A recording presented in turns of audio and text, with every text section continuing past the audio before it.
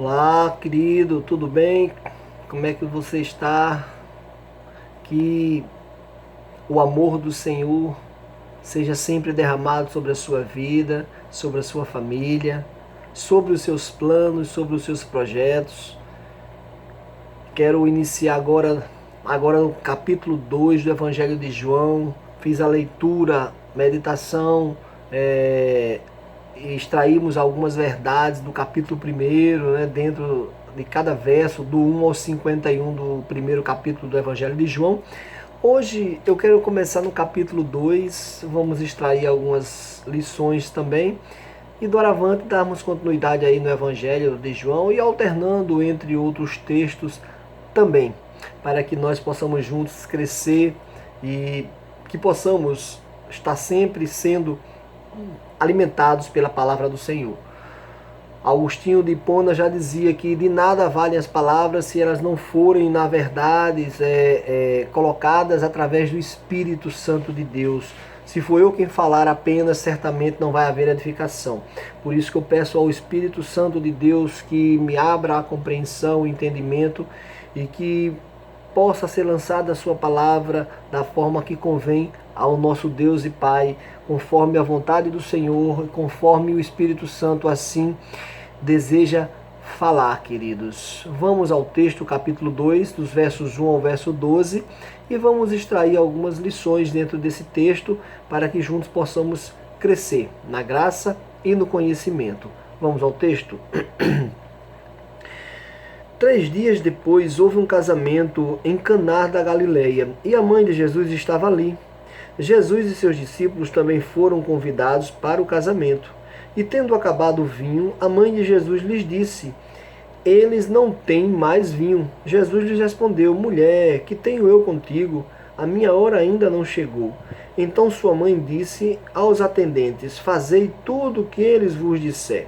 Perto dali havia 6 talhas de pedra, usadas para purificações dos judeus, e em cada uma cabiam entre 80 e 120 litros.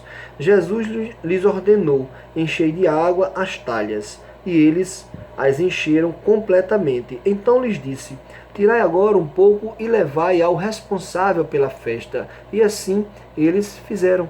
Quando o responsável pela festa provou a água transformada em vinho, não sabendo de onde viera, embora o soubessem os atendentes que haviam tirado a água, chamou o noivo e lhes disse: todos servem primeiro o vinho bom, e quando os convidados já beberam bastante, servem o inferior. Mas tu guardastes até agora o melhor vinho. Esse sinal em Caná da Galileia foi o primeiro que Jesus fez. Ele manifestou a sua glória e os seus discípulos creram nele. Depois disso, ele desceu para Cafarnaum com a sua mãe, seus irmãos e seus discípulos, e ficaram ali por poucos dias. Meu querido, é bastante importante nós observarmos primeiramente o que Cristo fez antes de aquele casamento. O quão é importante o poder da palavra. A palavra é quem convence o pecador do seu pecado. A palavra de Deus é quem atrai pecadores para próximo e para perto de Cristo. Jesus, quando sai lá do Jordão, que é batizado pelo o profeta João Batista, uma das primeiras coisas que Jesus vai fazer é convocar os seus primeiros discípulos.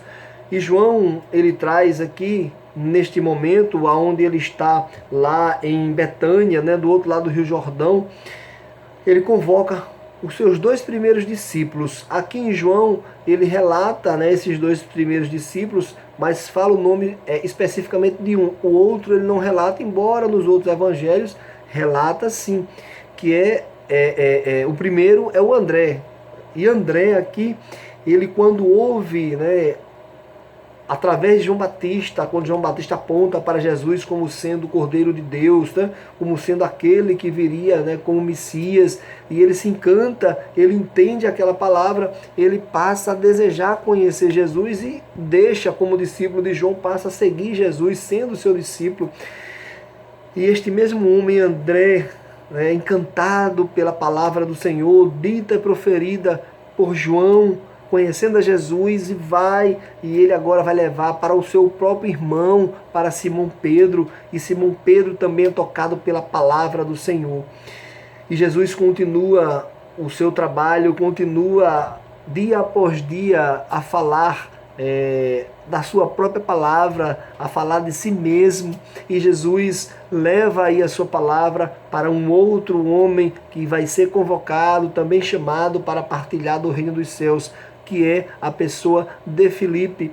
E Filipe ouve, se encanta e leva a palavra também agora para Natanael. Natanael, lá no capítulo 1, no verso 46, ele faz uma indagação um tanto quanto espantosa acerca de Jesus, e ele diz assim no verso 46 do capítulo 1 do Evangelho de João: e Natanael perguntou-lhe: pode vir alguma coisa boa de Nazaré? Disse-lhes Filipe: vem e vê.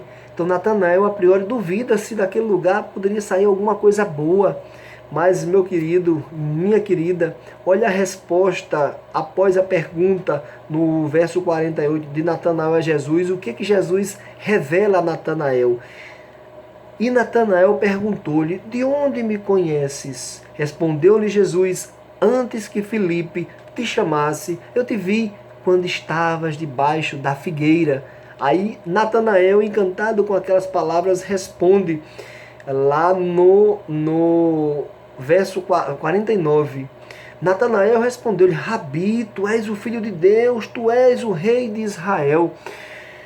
Meu amado irmão, minha amada irmã, a palavra de Deus, ela tem poder, e o poder de transformar de dentro para fora. É uma transformação que só é capaz de ser realizada pelo poder da palavra. Então aqui Jesus, ele vem a priori nos mostrar essa necessidade de podermos falar, de Cristo, falarmos da sua palavra, porque é a palavra que transforma. Romanos capítulo 1, verso 16 diz que o Evangelho é o poder de Deus para a salvação. E por que a gente trata inicialmente desses passos de Cristo antes dele chegar nesse grande momento onde ele vai partilhar de uma festa? E é uma festa de casamento. 3 dias após Jesus sair daquele local onde ele estava, onde ele proferia as palavras para Natanael, Jesus, ele sai da sua cidade, ele sai de Nazaré e vai para Caná da Galileia. Caná era um vilarejo localizado na Galileia, também Nazaré estava, que era onde Jesus morava, por volta de 10 a 12 quilômetros de distância.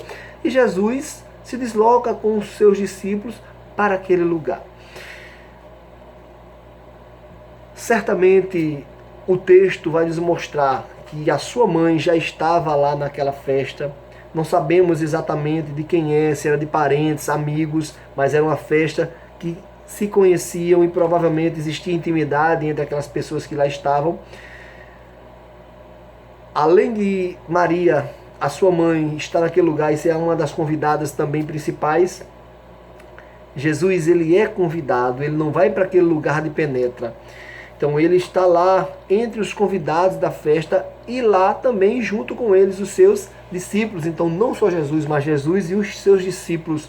Observe que os discípulos foram chamados, foram apresentados a Jesus, começaram a seguir, mas ainda iam haver transformações e fortalecimento na fé daqueles homens.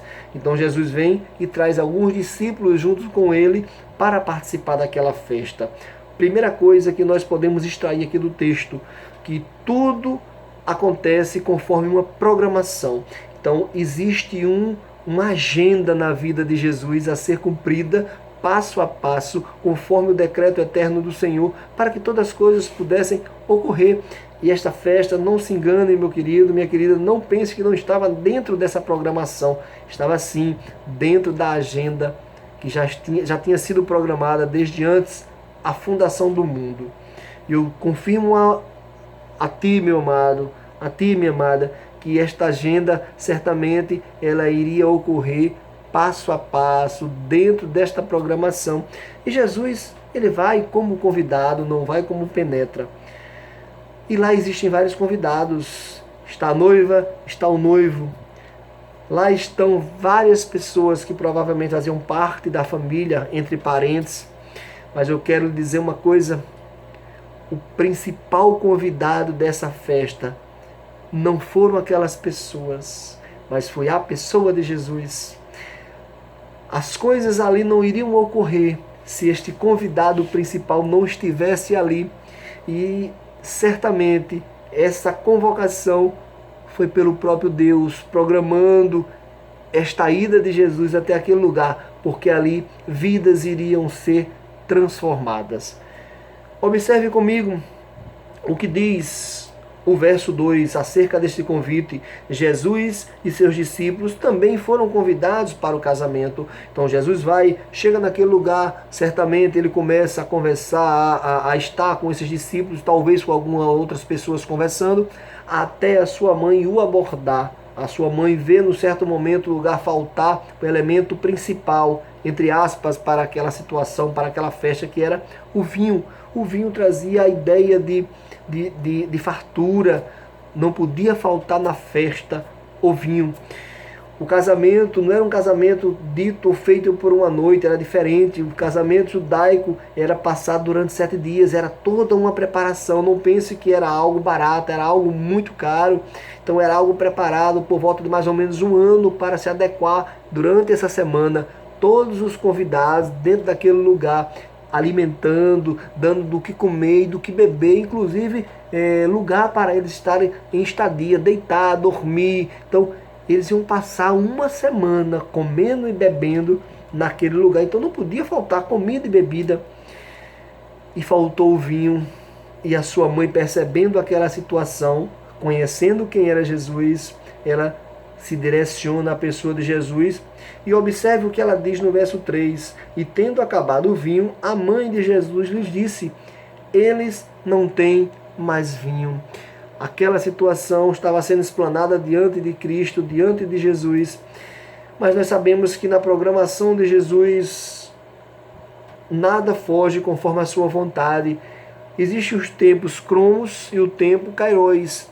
Aqui o tempo cromos é o tempo marcado de relógio, é o tempo que o homem pode ter a medida certa, né, da chegada daquele horário mais concreto. Mas o tempo kairos é o tempo de Deus, é um tempo que só Deus sabe. Mas eu lhe digo, queridos, aqui, a propósito, em Cristo, dentro dessa programação, realizar o pedido para a sua mãe, certamente há, meu querido. Naquela festa estavam alguns dos discípulos do Senhor. Naquela festa estavam outras pessoas que talvez tivessem ouvido através da sua própria mãe falar de Jesus. Talvez pessoas que ouviram falar dos seus milagres, dos seus sinais, ouviram falar, embora ele não tivesse realizado nenhum milagre, mas da sabedoria de Jesus, da forma dele pregar. Então, pessoas talvez foram já se encantando e Jesus estava programando a sua ida àquele lugar, porque certamente o poder do Evangelho estaria transformando outras vidas. Mas Jesus diz naquela indagação da sua mãe para Maria, e ele diz o seguinte no verso 4, Jesus dizendo como resposta, e ele diz assim: Jesus lhe respondeu: mulher, que tenho eu contigo? A minha hora ainda não chegou. Aparentemente Jesus despreza o pedido de Maria, ou talvez muitos pensem ou interpretem que Jesus está ridicularizando, chamando ela de mulher. Não, queridos, ao contrário, ele se reporta a ela de forma educada, porque em outras passagens ele chama algumas outras mulheres, que inclusive ele gosta, ele ama essas mulheres, chama de mulher, não chama pelo nome, que é uma reverência, é um sinal de educação, de respeito.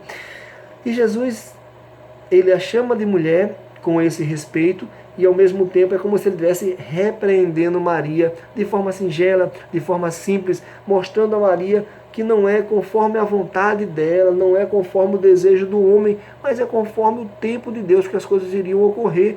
E Jesus diz simplesmente a ela no verso 4, Jesus lhes respondeu: mulher, que tenho eu contigo? A minha hora ainda não chegou. Jesus não podia estar sendo apresentado diante das pessoas a priori naquele momento, aquele público, aquela festa com tantas pessoas. mas haveria um propósito dele estar ali, no cumprimento dessa sua agenda. Observe o desenvolver do texto no verso 5, que aqui é dito. Então a sua mãe disse aos atendentes, os atendentes aqui nós podemos entender como os garçons, as pessoas que estavam trabalhando nessa festa, fazei tudo o que ele vos disser. O texto ele é abreviado, mas certamente houve diálogos anteriores entre essas situações.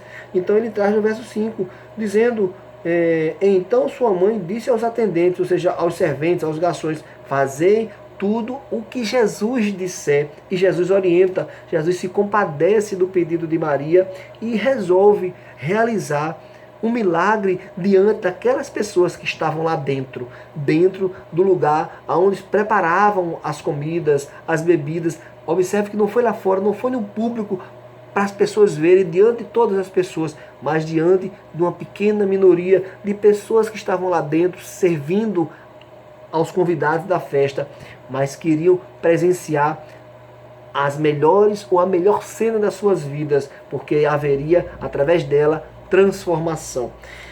E o verso 6, Jesus diz, é dito, perto dali havia 6 talhas de pedra usadas para as purificações dos judeus, e em cada uma cabiam entre 80 e 120 litros.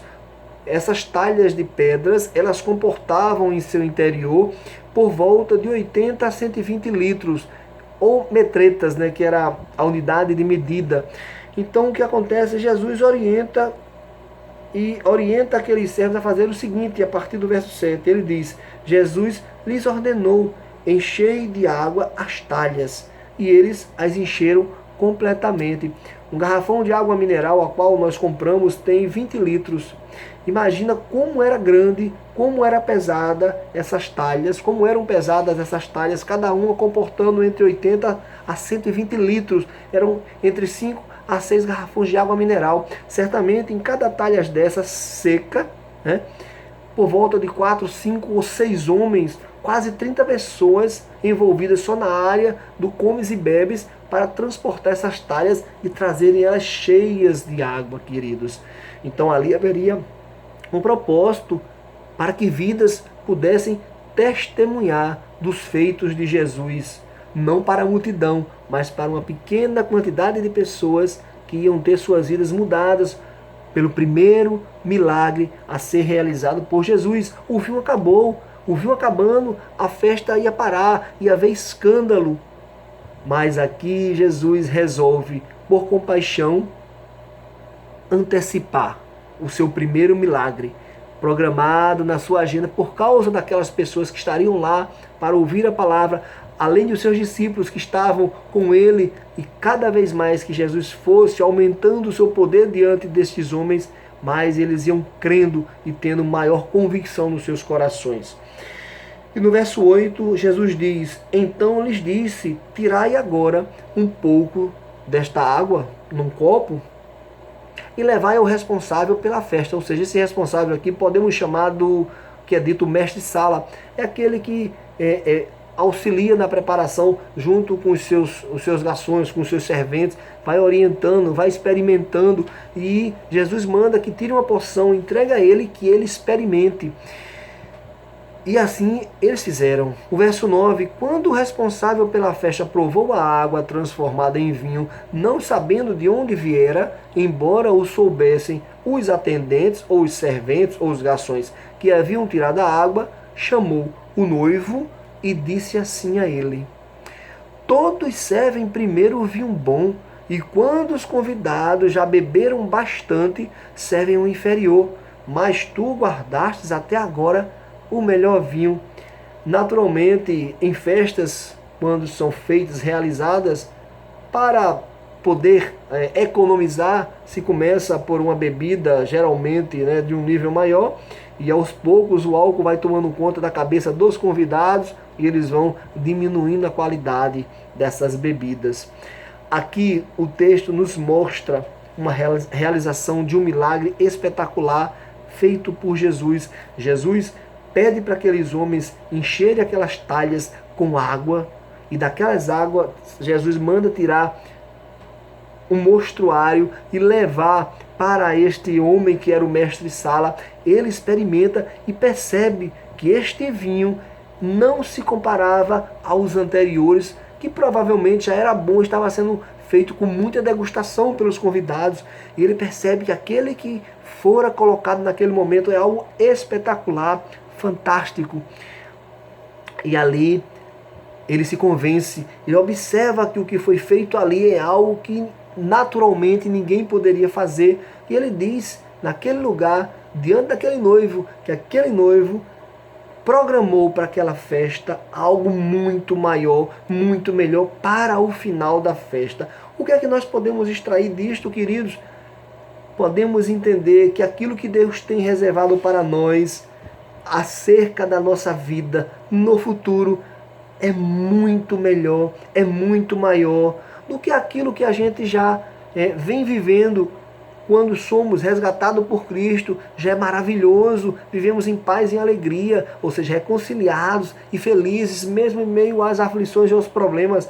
Mas a vinda do Senhor, em sua segunda vinda, transportar-nos com Ele nas nuvens, a nossa segunda morada vai ser incomparável, meu querido. Aonde nós estaremos será incomparável. Não tem como comparar a nossa vida ao lado do Senhor definitivo, aonde nós estamos. Embora nós já vivamos uma vida de paz e alegria, mas as coisas celestiais a serem vividas na eternidade são incomparáveis às que nós já vivemos aqui. Embora comecemos a desfrutar, quando somos salvos em Cristo Jesus, já aqui gozar dessa comunhão.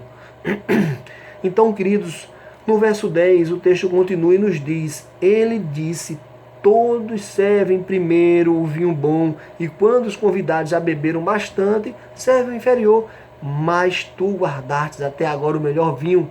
A festa tinha sido salva, o casamento ia ser realizado, a família ia estar feliz, o banquete ia ter continuidade, os dias durante essa semana que ia ser passada iam ocorrer de forma que pudesse satisfazer a todos. Mas ali, meu querido, o principal fator já tinha ocorrido. Jesus tinha apresentado o seu milagre diante daquelas pessoas que ali estavam, e certamente aquelas pessoas, elas estariam sim sendo tocadas pelo poder do Espírito Santo de Deus, pelo próprio Senhor Jesus que estava diante dele, apresentando as suas maravilhas e os seus sinais. No verso 11 nós temos que este sinal em Caná da Galileia foi o primeiro que Jesus fez.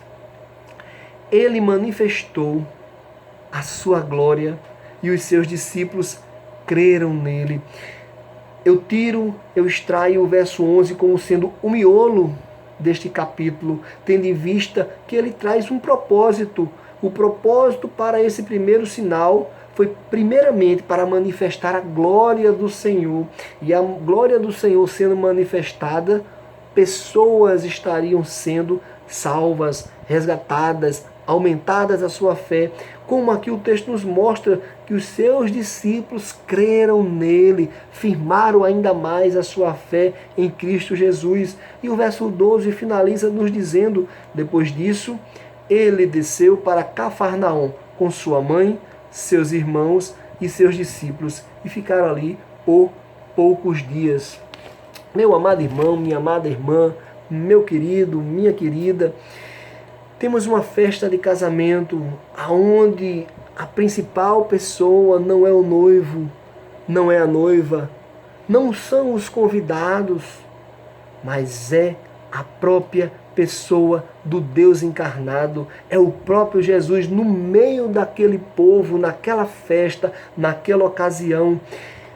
E Jesus ele vai com este propósito de cumprir a sua agenda e de mostrar que mesmo quando Jesus ele não aparentemente deixa para nós que estará fazendo, ele faz. Como ele fez ali em compaixão à sua mãe e realizando o seu primeiro milagre para que vidas fossem resgatadas. A lição, quando Deus está à frente, aquilo que parece ser impossível para o homem, para Deus, certamente é possível. Tudo é possível para Deus, para o homem.